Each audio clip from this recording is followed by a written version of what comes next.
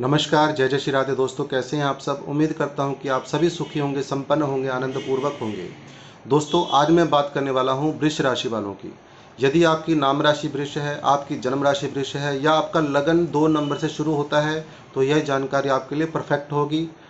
100% बिल्कुल सत्य भविष्यवाणी करने वाला हूँ वृष राशि वालों के लिए अगले 18 महीनों की। 18 महीने किस लिए कहा मैंने? क्योंकि राहु का गोचर होता है 18 महीनों का। अभी वर्तमान में राहु आपके कुंडली के हिसाब से, आपकी राशि के हिसाब से, काल पुरुष कुंडली के हिसाब से 11वें भाव में गोचर कर रहे हैं। और जैसे ही 18 मई 2025 का वह दिन आएगा, तो यह 11वें भाव से निकल करके उल्टा बैक 10वें घर में पहुंच जाएंगे, क्योंकि ये उल्टा चलते हैं, बकरी चाल। तो 10वें भाव में आएंगे और आपको क्या रिजल्ट प्रदान करेंगे राहु।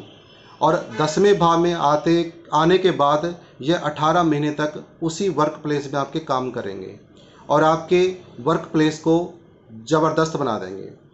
क्यों? क्योंकि जिसका राहु 10 में, दुनिया उसके वश में। यह कहावत गलत नहीं है। आप किसी की कुंडली उठा करके देख लें, जिसका राहु 10 में होगा वह दुनिया को जीतने वाला होता है।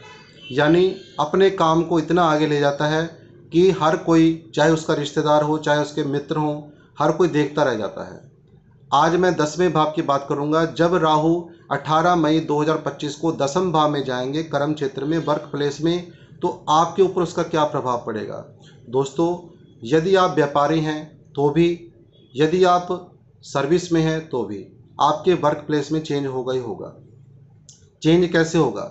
या तो आप व्यापारी हैं, आप अपने व्यापार को और बढ़ाएंगे। यदि 50% है तो आप अपने व्यापार को 100 तक लेके जाएंगे। यदि आप नौकरी सर्विस में हैं तो आपकी तरक्की निश्चित है, पक्की है, ये समझ के चलें। क्यों है? क्योंकि राहु 10 में है। यहाँ पर इन्होंने कर्म क्षेत्र में बदलाव करना ही करना है।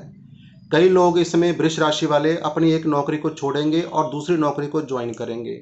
कई व्यापारी अपने एक व्यापार को छोड़ करके हो सकता है व्यापार चेंज कर दें, क्योंकि ये मान के चलें, जब भी ये कुछ चेंज करेंगे, ये आप नहीं करेंगे, ये राहु की नीति होती है। राहु अपनी नीति के अनुसार आपको चलाना शुरू कर देंगे और आपके व्यापार में 4 चांद लगा देंगे। आपकी नौकरी सर्विस में आपको बड़ा ओहदा मिलने के पूरे चांस हैं। 18 महीनों के भीतर जो मैंने भविष्यवाणी की है, ये आप सत्य मान के चलें, आपके जीवन में होकर ही रहेगा। क्यों? क्योंकि ये काल पुरुष कुंडली के हिसाब से मैंने बताया है और आपकी जन्म राशि के ऊपर उसका प्रभाव पड़ेगा ही पड़ेगा। अब यहाँ से राहु 10वें भाव में जब बैठते हैं, तो यहाँ से बैठ करके इनकी 3 दृष्टियाँ हो जाती हैं, आस्पेक्ट जिसको हम कहते हैं। तो सबसे पहले इनकी जो आस्पेक्ट पड़ेगी, वह पड़ेगी कुंडली के दूसरे भाव में। दोस्तों, जो कुंडली का दूसरा भाव होता है, धन का होता है, जहाँ पर व्यक्ति पैसा कमाता है और संचित करता है, उसको जमा करता है, यानी बैंक बैलेंस का। तो यहाँ पर आपके बैंक बैलेंस को सेव रखेगा राहु, और यहाँ पर आपके बैंक बैलेंस को बढ़ाएगा भी। दूसरे नंबर में आपका थोड़ा सा यहाँ पर नेगेटिव, देखो कोई भी ग्रह है वह दो वे से काम करता है। थोड़ा नेगेटिव भी होता है तो पॉजिटिव भी होता है। पॉजिटिव ये होगा, धन आपके पास पर्याप्त मात्रा में आएगा, खूब धन आएगा। और नेगेटिव असर ये होगा कि आपकी वाणी में कड़वाहट आ जाएगी। आपके परिवार से आप अपने काम में बहुत अधिक ध्यान देना शुरू कर दें, क्योंकि कर्म क्षेत्र में राहु हैं और आपके परिवार के भाव को देख रहे हैं अपनी पंचम दृष्टि से। तो परिवार की तरफ आपका ध्यान कम रहेगा और अपने काम की तरफ आपका ध्यान ज़्यादा रहेगा। इसी कारण से आपके परिवार के साथ आपकी मतभेद हो सकती है, लड़ाई झगड़ा हो सकता है, वाद विवाद हो सकता है। और अपनी वाणी पे आपको संयम रखना पड़ेगा, क्योंकि राहु जब भी दूसरे भाव को देखेंगे तो ये वाणी को बिगाड़ देते हैं या कड़वा कर देते हैं, कि सामने वाला जैसी आप बोलेंगे, सामने वाला, इसको हम कहते हैं हर्ट हो जाना, निराश हो जाना या दुख पहुंचना उसको। इसलिए अपनी वाणी पर संयम रखें और अपने परिवार को भी समय देना शुरू कर देना। 18 मई के बाद ऐसा होगा कि आपका काम में ही ध्यान जाएगा कि मैं ये भी करूं, मैं वो भी करूं, मुझे आगे बढ़ना है। ये आप नहीं करेंगे, ये राहु करवाएगा। लेकिन आपको अपने फिर भी थोड़ा बहुत अपना दान पुण्य करते रहिए, जिससे कि आपके राहु कंट्रोल में रहें, क्योंकि ये ओवर चल जाते हैं। जैसे कहा जाता है ना, अचानक करते हैं, इसी प्रकार से ये ओवर भी चलते हैं। जितना होना चाहिए उससे पावर तेज हो जाती है इनकी, जिससे वाणी में भी कड़वाहट आती है, परिवार से व्यक्ति थोड़ा सा दूर होना शुरू हो जाता है। दूरी का मतलब ये नहीं, अपना काम की तरफ उसका व्यक्ति का ज़्यादा फोकस हो जाता है। अब यहाँ से धन भी आएगा, परिवार में थोड़ा बहुत मतभेद भी होगा और थोड़ी आपकी वाणी भी इस प्रकार की हो सकती है। इसलिए मीठा वाणी बोलिए, मन का आपा ना खोए, मन का कोई भी आपा ना खोए जिससे परिवार में कोई समस्या आ जाए। अब अगली दृष्टि दसम भाव में बैठ करके, कर्म क्षेत्र में बैठ करके आपकी चतुर्थ भाव में पड़ रही है। कर्म यानी काम, चतुर्थ भाव यानी सुख। तो कर्म के जरिए आपको सुख की प्राप्ति भी होगी। कैसे होगी? पैसा आएगा तो आपके सुख के साधन जुड़ेंगे। कोई आप गाड़ी ले सकते हैं, कार ले सकते हैं, या फिर कोई भूमि ले सकते हैं, कोई ज़मीन ले सकते हैं, कोई मकान ले सकते हैं, कोई बड़ा मकान ले सकते हैं। यानी आप हर व्यक्ति की मन की इच्छा होती है, क्योंकि जो चौथा भाव होता है मन की इच्छा का भी होता है। चंद्रमा इस भाव के मालिक होते हैं। चंद्रमा को कहते हैं चंद्रमा मनसह जात चक्षुः।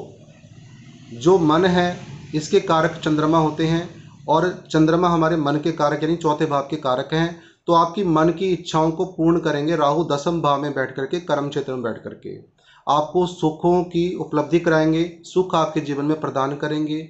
गाड़ी, जमीन, मकान, ये सब कुछ प्रदान करेंगे 18 महीने के अंदर। कैसे करेंगे ये आप स्वयं देखेंगे, क्योंकि नीति राहु की होती है।